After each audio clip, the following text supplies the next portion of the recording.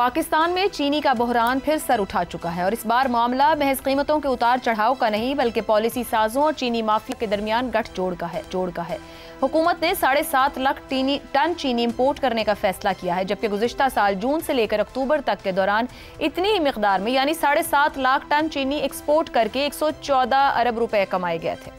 उस वक्त हुकूमत का कहना था कि मुल्क में चीनी वाफिर मिकदार में मौजूद है, अगर चीनी की रिटेल कीमत 145 रुपए से ऊपर गई तो फौरन एक्सपोर्ट रोकी जाएगी, लेकिन कीमतें मुसलसल बढ़ती रहीं और चीनी की बरामद भी जारी रही।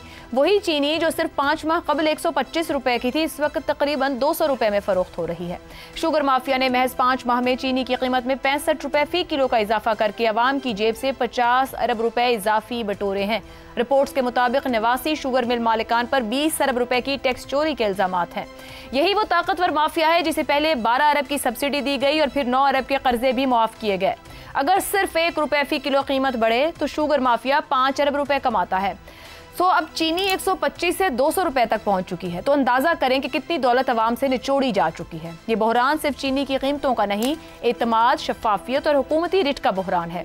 असल सवाल यह है कि जब आदाद शुमार, हकायक और रिपोर्ट्स बता रही हैं कि चीनी माफिया ने पॉलिसी साजों की खामोशी या शायद शराकत से खेल का फायदा उठाया है, तो फिर कार्रवाई क्यों नहीं? आखिर कब तक माफिया को सब्सिडी, कर्ज माफी और बरामदात की खुली छूट मिलती रहेगी और अवाम को सिर्फ खाली दावे, वादे और बढ़ती कीमतें ही मिलेंगी? ये मामला महज बद इंतजामी या नाअहली का नहीं रहा, ये बाकायदा इस्तेहसाली ढांचे का आकाश है, जहां चंद दर्जन मालिकान की जेबें भरने के लिए 25 करोड़ अवाम की जेबें काटी जा रही हैं। अगर हर बहरान के पीछे नफा सिर्फ माफिया का है तो फिर रियासत कहाँ है, एहतसाब कहाँ है और हुकूमत किसकी है? क्या 25 करोड़ अवाम वाकई चंद अफराद के माशी मफादात के सामने हमेशा यरगमाल? या वक्त आ चुका है कि एहतसाब की वो चीनी तैयार की जाए जो अवाम को तो मीठी लगे मगर माफिया के गले में फंस जाए? इसी पर बात करेंगे। सवाल इस तरह से, गुज़िश्ता साल 7.5 लाख टन चीनी बरामद, अब उतनी ही चीनी दरामद करने की मंजूरी, कीमत 125 से 200 तक पहुंच गई। क्या ये हुकूमती नाअहली है, मफादाती पॉलिसी का नतीजा या मुनज़्ज़म मंसूबे के तहत अवाम की जेब पर डाका? ज़ैगम साहब। आयशा, आपने अपने इंट्रो में कई बार माफिया का लफ्ज़ इस्तेमाल किया। दुनिया भर में माफिया होती है, लेकिन माफिया अलग होती है, अशराफिया अलग होती है। हमारे यहाँ बुनियादी मसला ये है कि माफिया और अशराफिया में फ़र्क नहीं है। अब आप बता रही हैं जिस शुगर इंडस्ट्री का 80-90 शुगर मिले हैं, 5-7 को छोड़ के तमाम की तमाम सियासतदानों की हैं। कोई कैबिनेट ऐसी नहीं होती पाकिस्तान की जिसके अंदर शुगर मिल ना बैठी हो। शुगर मिलें जो है इलेक्शन लड़वाती हैं और शुगर मिलें पार्टियां चलाती हैं, शुगर मिलें सियासत चलाती हैं, शुगर मिलें जमहूरियत चलाती हैं। तो फिर मुल्क शुगर मिलों को ना चलाए तो क्या करे? ये बातें हम बार बार करते हैं। हुकूमत ने खुद 2020 में कमीशन बनाया था, सरकार का कमीशन, और उसने कहा कि 1 साल के अंदर शुगर मिल वालों ने 100 अरब रुपए नाजायज कमाए। उस सरकार की कमीशन की रिपोर्ट ने कहा कि इन्होंने होर्डिंग की है, जखीरा अंदोजी की है, प्रोडक्शन कम बताई है टैक्स खाने के लिए और प्रोडक्शन को छुपाने के लिए, कीमतों पर खेलने के लिए सब्सिडीज़ ली हैं, नाजायज़ तौर पर सब्सिडीज़ ली हैं। पाकिस्तान का सबसे बड़ा क्रोनी सेक्टर है ये वो सेक्टर है जो मिलकर कमाता है स्टेट के साथ मिलकर।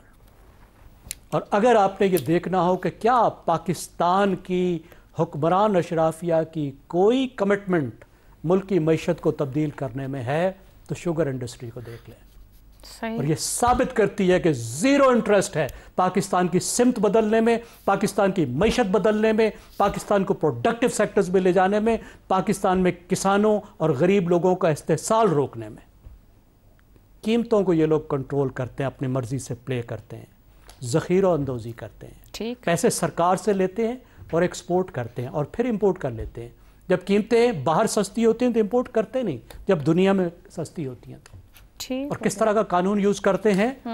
गुड़ कंट्रोल ऑर्डर यूज करते हैं। 2021 से पहले साल हर साल गरीब किसान को गुड़ बनाने की इजाजत नहीं थी।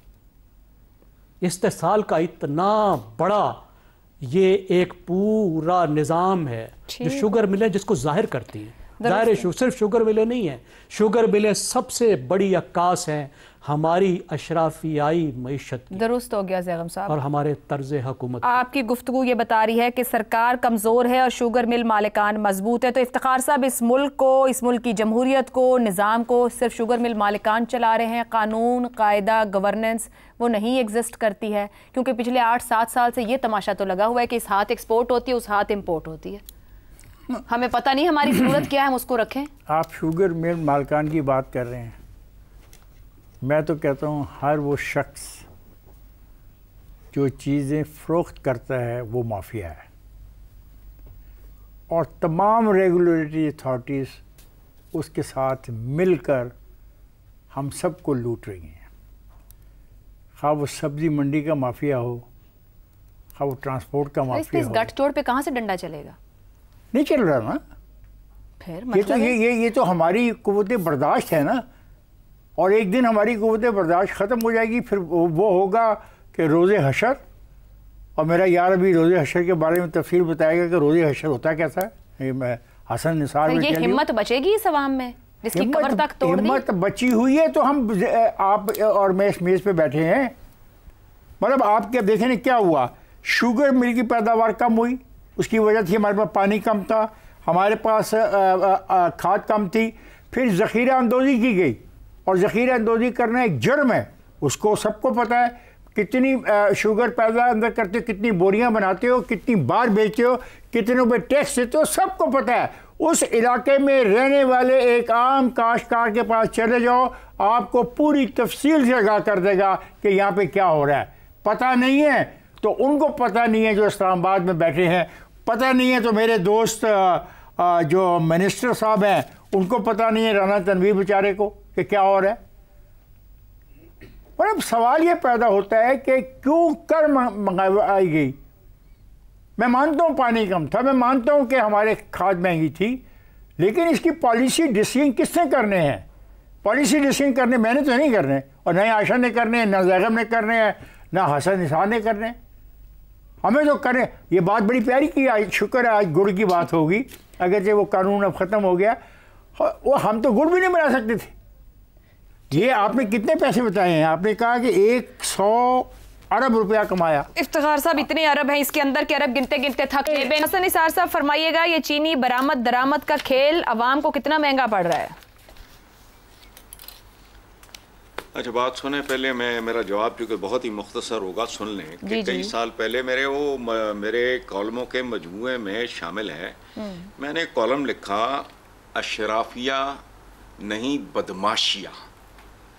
اس میں میں نے یہ ایکسپلین کیا کہ بدماش گالی نہیں ہے، ہر وہ شخص بدماش ہے جس کا معاش بد ہو۔ اس کی وضاحت میں کر رہا ہوں، ضروری ہے۔ اچھا، آپ کے سوال کا آخری جملہ ہے کہ یہ نااہلی ہے، مفاداتی پالیسی یا منظم منصوبے کے تحت عوام کی جیب پہ ڈاکہ۔ یہ صرف ڈاکہ اور ڈاکہ۔